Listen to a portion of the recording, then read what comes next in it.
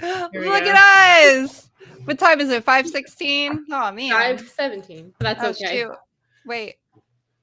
Gosh dang it. It got me again because I'm like, I can't click the go live button. Patience. I know. I It's a know. virtue. I Yeah. couldn't click it at all last week, I don't think. There we are. All right.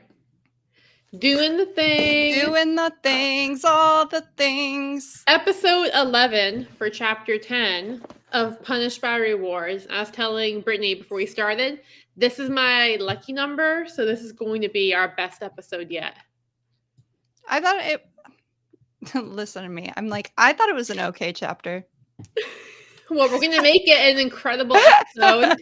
I'm like, it's okay. It was just more like, it's more about being at work, which was cool because like we can, transfer that to like teachers because we're at work, right? So like that's kind of the mindset that I had when reading this, but I saw a lot of transferable things. Yeah. So Yeah. I'm excited to dive into this one. But hello, welcome back to the Ignited Podcast. I'm Ashlyn. I'm Brittany.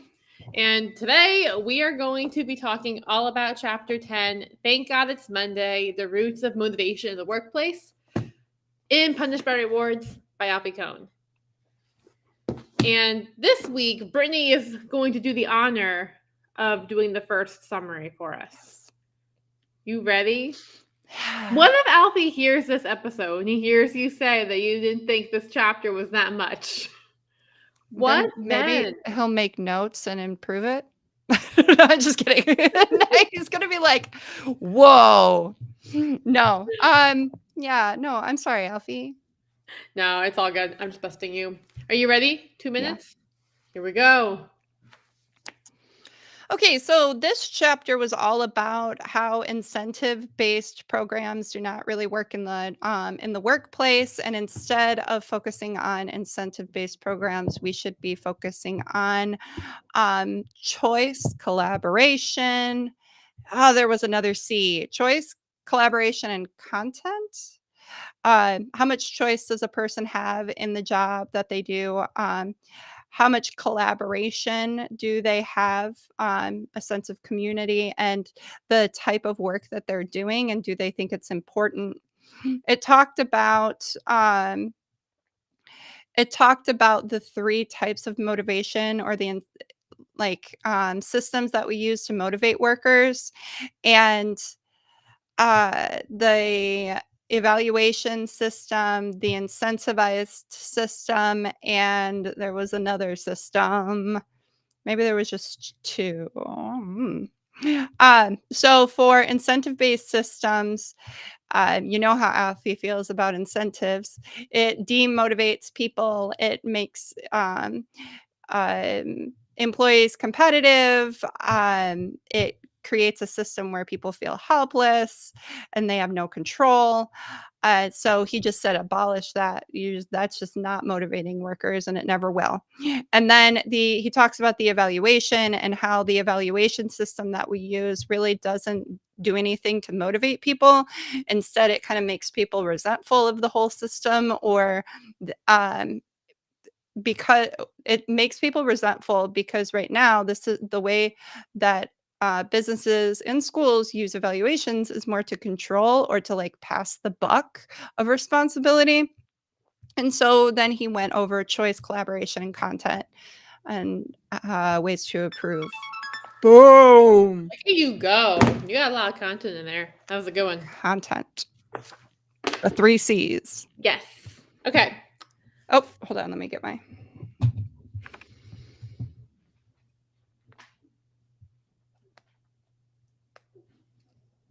We should get an actual like novelty looking timer that we use for this. See, you're always trying to class us up, Ash. You We gotta know, stay. I mean, I did say novelty. I was expecting like a clock with Alfie's face on it. Yes. Like a visual But, timer. oh my gosh. So now I'm like now I'm worried that Alfie's gonna really hear this, and then he's gonna be like, man, she's kind of a be. No, You're like, I'm sorry, Alfie. I think if he hears it, he's also going to hear all the episodes where we've referenced Yeah. like making signs with his face, making Yeah. t-shirts with him, We love you. sing our praises. Yes, we do. Okay. And I was kidding. Okay, ready? I'm ready. Let's do this. Let's do it. Boom. All right. In chapter 10 of Punished by Rewards, we look at motivation in the workplace. And basically, long story short, is you can't really motivate people, but you can create structures and systems where they're going to want to be more motivated to do things. So, like all of the stuff we've learned about so far, the rewards, the punishments, all that stuff that's being done to increase motivation, don't do that. Instead, create a climate where people will be more inclined to be motivated. So, the steps to do that are number one, to abolish any incentive programs that you have, to reevaluate how you hold evaluations of employees, and to create conditions for authentic motivation. And the conditions that create authentic motivation, Alfie refers to as the 3 C's, which are, like Brittany mentioned, collaboration, which defines the context of the work. With collaboration that defines context of the work, the content of the tasks, and the extent to which people have choice about what they do and how they do that work. And the end goal is that if you're able to create an environment that does this, people are going to be more inclined to be motivated. And then Alfie also looked at, what about the jobs where it's not super motivating and people might not find meaning in them? How you can kind of get creative and think about those jobs, how you could find motivation in them, maybe through your coworkers, or think about the necessity of having those jobs in the first place and how they're truly serving society. And yeah, we're going to stop right there. Yeah, that was good. All right. I like that you mentioned, like, are those jobs serving society? Because that was a big section that kind of like made me think, like, oh yeah, maybe we don't need those frozen dinners or Yeah. the really cheap stuff that we get off of, what's that app? Temu? Shein? Oh, I was thinking Shein. The same. Yeah. It's like the things that are like kind of ruining people's lives, and it's pretty much slavery. Exactly. And I also found it interesting in here too how it talked about choice in the workplace and like managers. Yeah, there's one example where he went over how management like wanted to have their employees be more motivated, and then when it came down to like, okay, you want them to have a say in things, they were like, no, how to make them feel like they have a say, but not actually give some power and autonomy to them. Yeah. And it's that fear of losing control just playing out again and again in our society. Right. And that, like, I found a lot of, when you said transferable knowledge, like there's a lot of transferable knowledge and like how we are treated as teachers and how we have like a top-down system of authority and like a power hierarchy, and how we're not really given many choices in how our building operates. And that contributes to burnout. Like he says, this was actually going to be my quote. He says, where burnout is not on page 193. Burnout is not a function of how much work they have to do, so much as how controlled and powerless they feel. Yeah. And I was like, yeah, that's like, if you read any text on like teacher burnout, it comes down to like people feeling like they just are hopeless. Like there's no change that's going to happen. Yeah, and you're just stuck. And I'm curious because we've both been in different schools. So and we've had different administrators. So what's been the spectrum of like micromanaged versus like self-employed that you've had in the classroom? So I think because I'm in special education, um, we are treated a little bit different, Mhm. where like the my principal's administrator, so like the director, um, really feels like we're experts in our field, and they don't require our principal to micromanage us.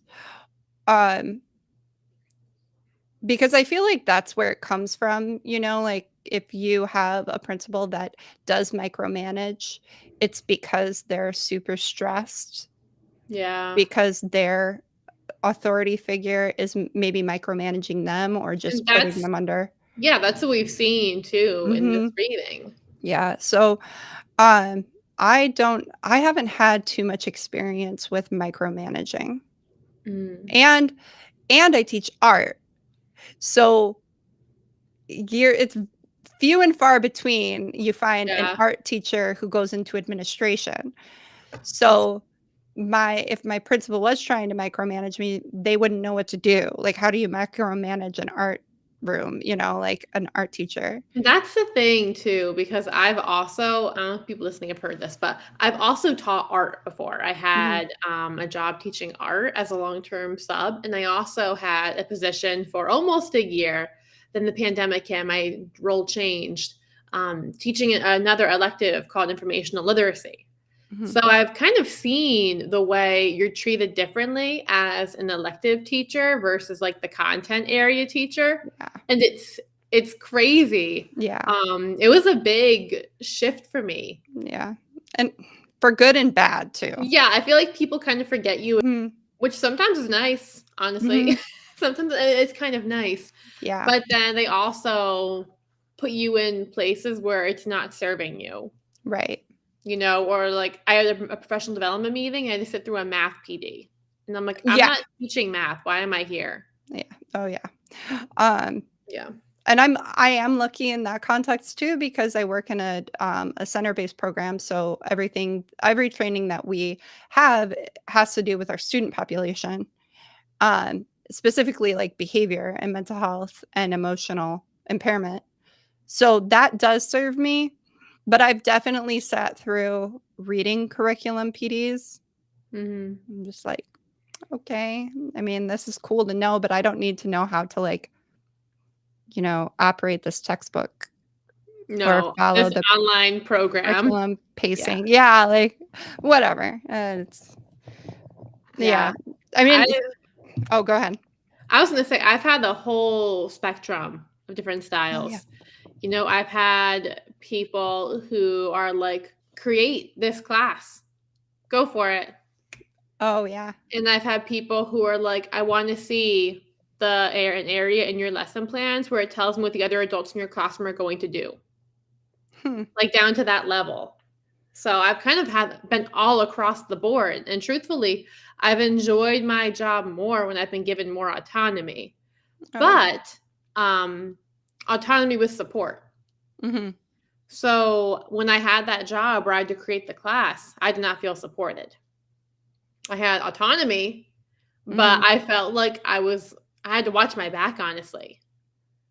Um, Whereas when I was in another school where I felt like I had some support and I felt like I had leadership who believed in me, I felt like I was encouraged to kind of step out Hmm. and do things. And that was probably the happiest working environment I've had, where I had some autonomy, but I also had some support.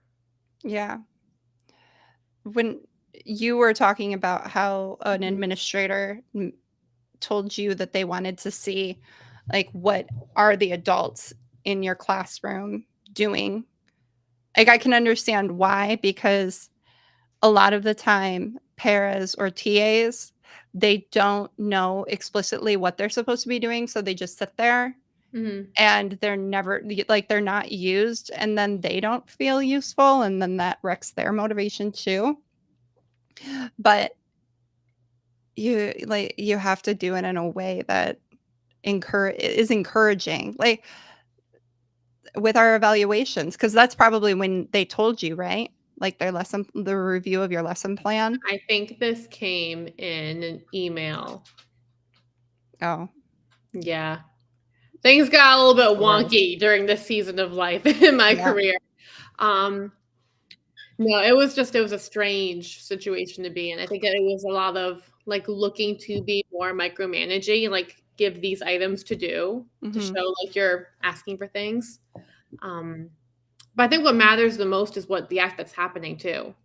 Because like if you walk into my classroom, then you'll see that there might be a second teacher sometimes. There's probably a group of kids gathered around them doing something. Mhm. Because like I'll touch base and be like, hey, can you do this? Or do you want to try this tomorrow? And like we'll talk.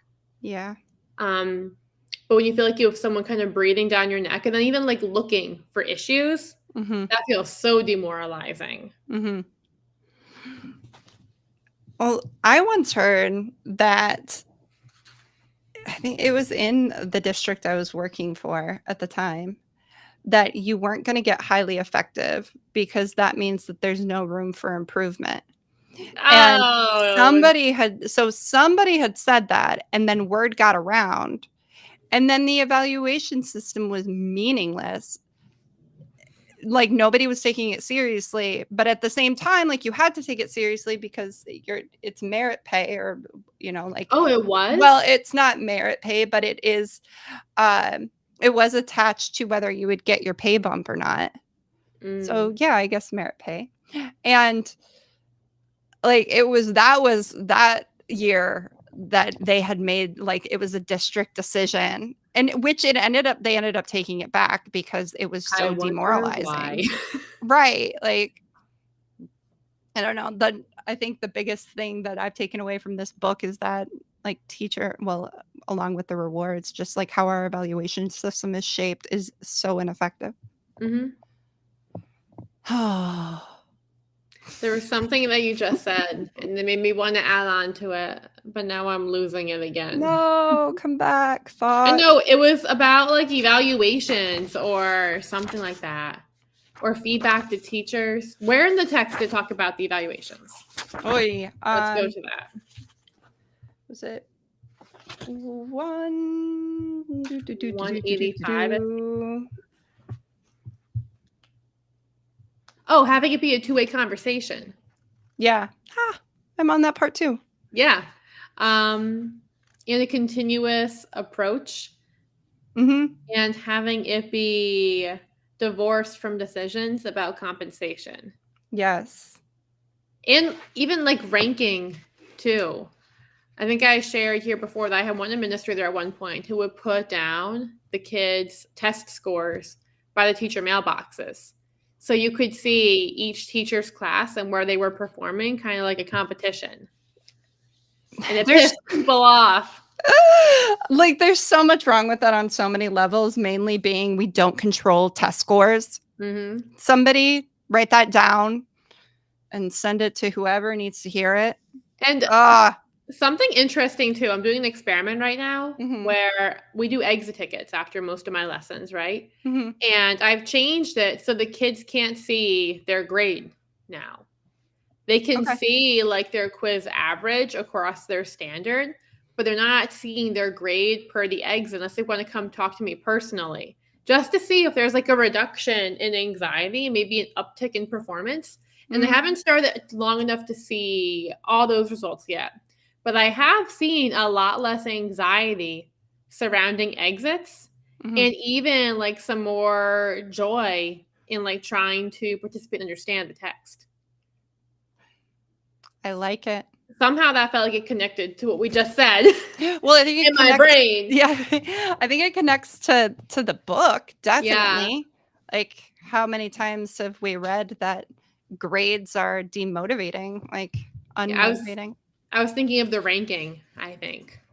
Oh, the ranking for with that. Yeah, for ranking for evaluations. Because when I think of evaluations, I think about us working with students a lot. Because our job is basically to evaluate them and tell them what to do differently. Oh, yeah.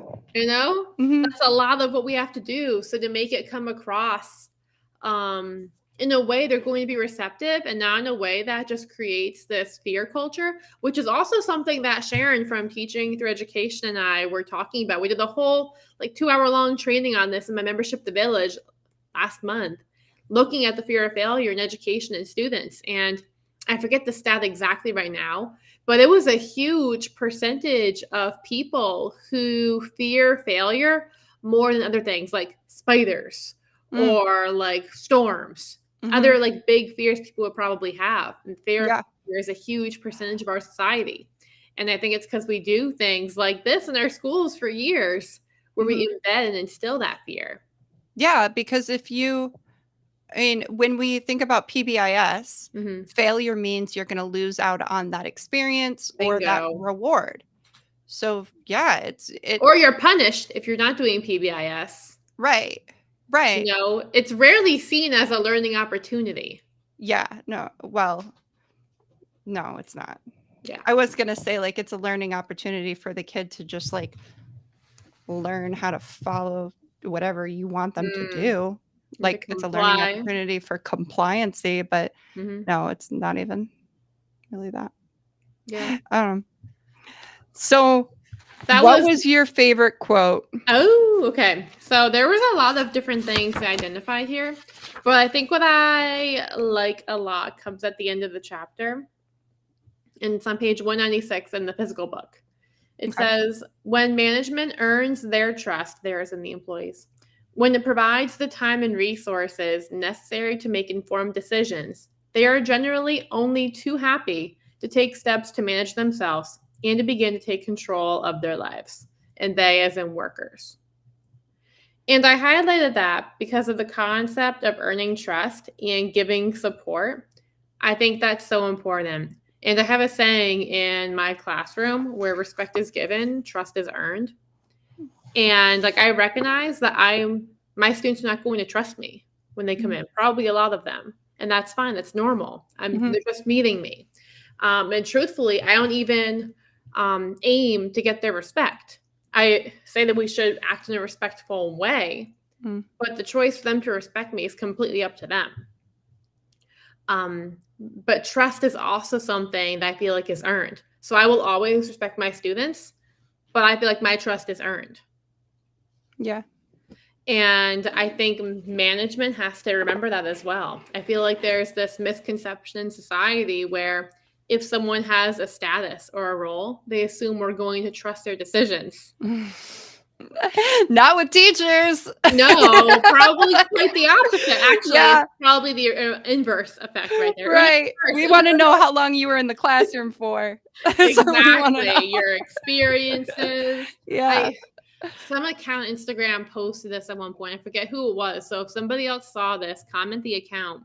But it was something like, do you think that teachers or admin, let me rephrase. Do you think that administrators should have to hit like a certain criteria as a teacher in order to be an admin? Like you have to be a really good teacher in order to be an admin? Or if you could be a really good administrator, that being a very good teacher, because it's kind of a different skill set. Are you asking me?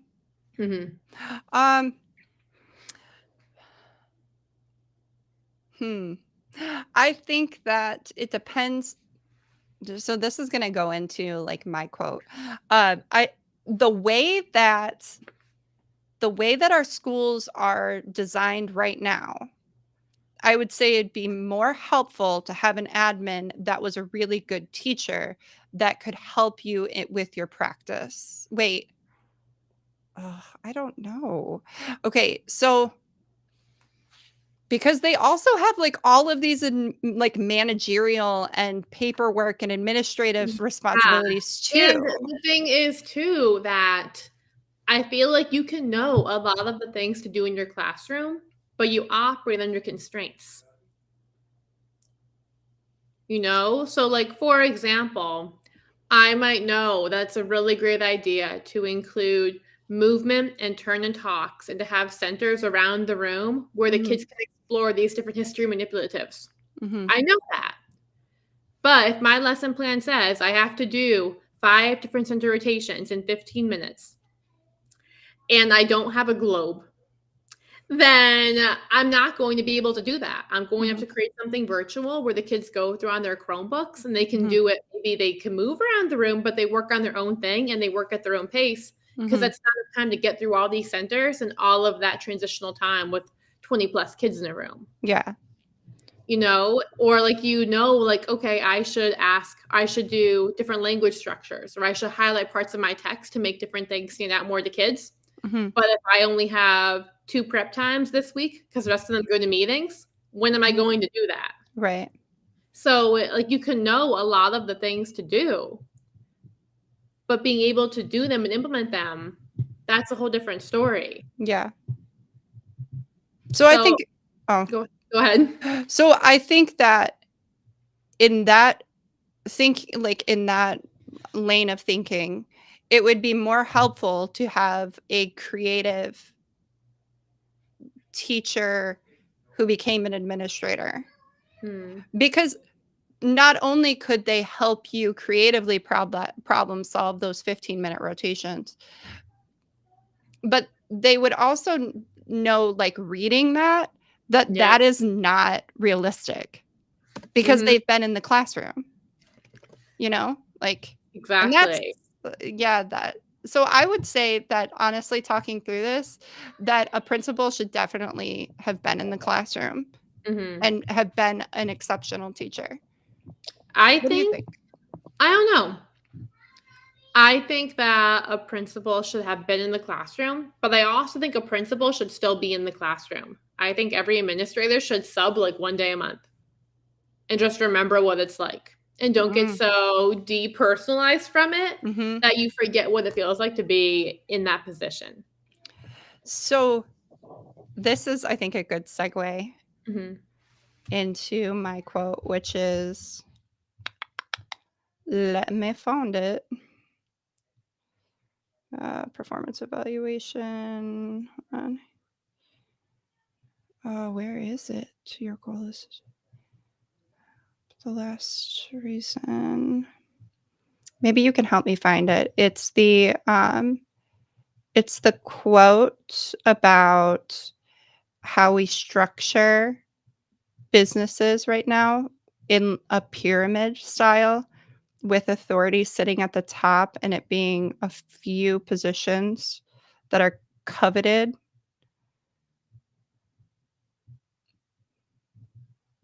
Where are you, quote? Hiring people, reassigning when people are well matched. That's interest. Oh.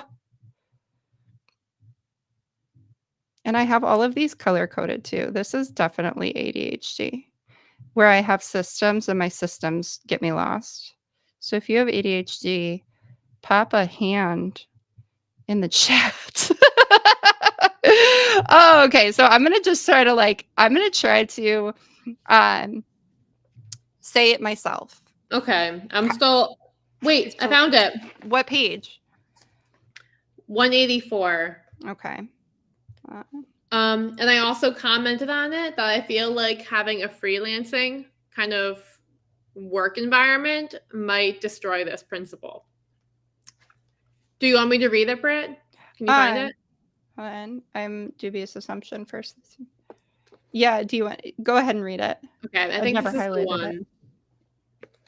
In thinking about promotion, we take for granted that an organization must be shaped like a pyramid, with many people clamoring for a few desirable and lucrative jobs at the top, as if this arrangement has been decreed by God. In fact, both how many such positions are available and how many people want them are the result of institutional decisions. We create a climate in which employees are made to feel like failures if they are not upwardly mobile. And we arrange the majority of jobs so that those who hold them are given very little money and responsibility. Were these things to change, the competitive scramble for promotions might be eased, and we will be obliged to rethink the whole issue of who does what in an organization. Yeah. So there's 2 points that I want to make. One is that so many people have this belief that if you just stay a teacher, you just stay a teacher. Like it's so easy. Yeah, or the point of being a teacher is to become a principal.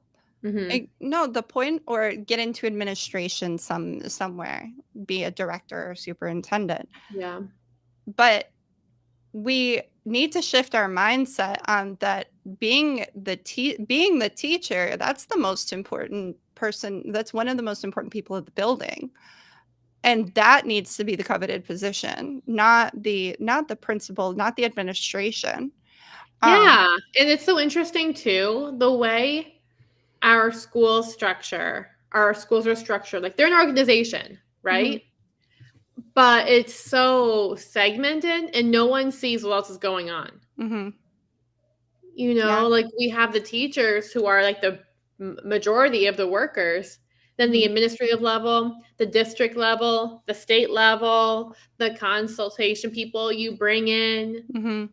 you know, the stakeholders in the community. We all operate in such segmented roles, and there's rarely ever any overlap. And I took classes on this. That's what you need to have an organization that works well. You have to have people be able to communicate and come together. Yeah. And to have all voice at the table and to have that shared interest. Right. Yeah, it's a school should operate, and it does operate. It is an ecosystem. A school is an ecosystem, and every single part of that ecosystem contributes. And if there's no communication and there's just isolation, right? Yeah. That ecosystem is not going to be as healthy. It's an example of a poor team, which we read about. Yeah, yeah. So the second, and I'm just making so many connections. So like the second point from this quote where he says, we take for granted that an organization must be shaped like a pyramid, with many people clamoring for very few desirable and lucrative jobs at the top. I propose that if we were going to restructure education, like there's a lot to be done. But one thing that we could consider is how do we structure the organizational aspect, the roles and the responsibilities and the contributions of the actual like schoolhouse, so that it's not all of the responsibility for like accountability or for management of the building doesn't just fall on the principal and the vice principal, but it's a shared responsibility. So you could pay teachers a little bit more and give them roles where everybody's contributing to the control of the building and to like the maintenance, not the physical maintenance, but like maintaining the routines and maintaining the culture. Like it could be a shared, what is that called in businesses where everybody has a like they have a share in the company? Shareholders? Yeah, like and everybody, yeah, because I mean, how many times in your master's program did you hear shareholders and stakeholders? A lot. Right. What about you? Right, a lot. How often do you hear it in our day-to-day? No, not at all, unless Never. we're talking about parents. Yeah. Stakeholders, like the stakeholders. Rarely are we talking about teachers. Yeah. Huh. Look at that. Just so many ahas. There was something else I was just having an aha connection about too, but it's lost again, Brittany. It's gone. You'll text me later. Yeah, I will. So then, like you gotta put that on Instagram. Yes. What's your action step then for people after reading this chapter? I was thinking about this right before we logged on. I think that it is to start talking about the changes that we want to see, whether it's with the evaluation system or whether it's the restructuring of like the organization for control of the building, or what am I trying to say? Like whether it's like restructuring power and choice making, decision making in the actual school. It's very easy to feel like we can't make change, like things are hopeless.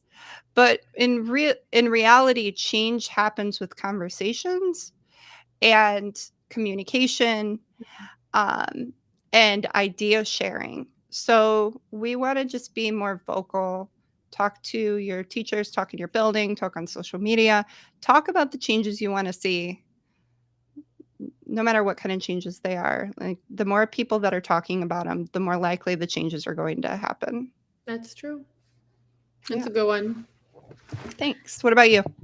For me, I think it would be to start diving into the 3 C's of motivation. And if you feel like your students are struggling with intrinsic motivation, see where you can foster collaboration, give some more context for the task and make it meaningful for the kids, and then give them some choice for what they do and just see what happens. Yes. Don't give them rewards. Don't give them rewards. Mm-hmm. I'm going to plug the toolkit because I just feel like it's just so natural. Maybe not after I said this, but it was just going to be so organic. Plug the toolkit. Let's hear it. Yeah. So if you want to give your kids more choice and collaboration and context to the content, you should check out the Neurodivergent Toolkit because it shows you exactly how to do all 3 of those things. And you Love can find it on my it. website. Teachingtoariot.com. Thank you. Yes. And then my plug too, because if you're doing a plug, I want to do a plug. Do it. My plug is if you want to learn all about these things, and I have different like resources and activities you can do with your students to teach them about themselves and get them able to be themselves in the classroom and to develop intrinsic motivation. I have a whole plethora. I have so many resources. I have so many resources in my membership at the Village that you can access, like trainings, lessons, workbooks for you, all that good stuff. And that you can find in my bio. Yeah. Or aisforashland.com. There right? too. Yes. Yeah. Or if you message me, I can send you the link. And I'm sure if you message Brittany, she can also send you the link to her toolkit. Yeah. And we have a new Or the toolkit. circle. Yeah. Mhm. And we have a new toolkit coming out, Britt. Right? Yeah. Your ADHD one. Oh my God. I'm so stoked. And we have our whole workshop coming out. So we Yes. haven't really talked about this too much either. No. We're doing all the plugging tonight. We But are. these are really cool things that we're doing. Yeah. So we're gonna have the dope workshop coming up on April 25th, right? Mhm. Yep. All about ADHD in the classroom and conscious classroom management, right?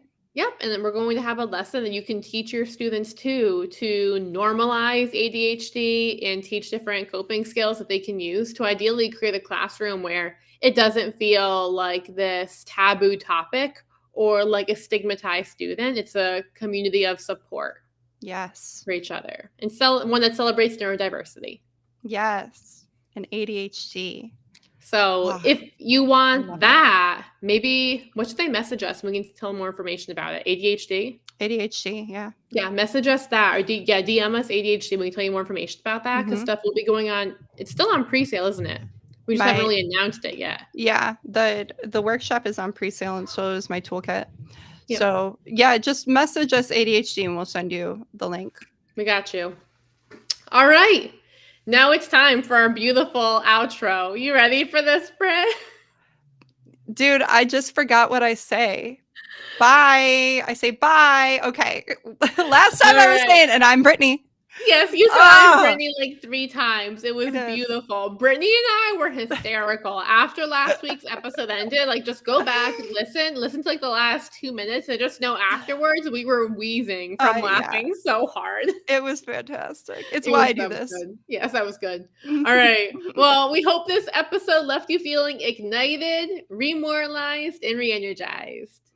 I'm Brittany. Bye.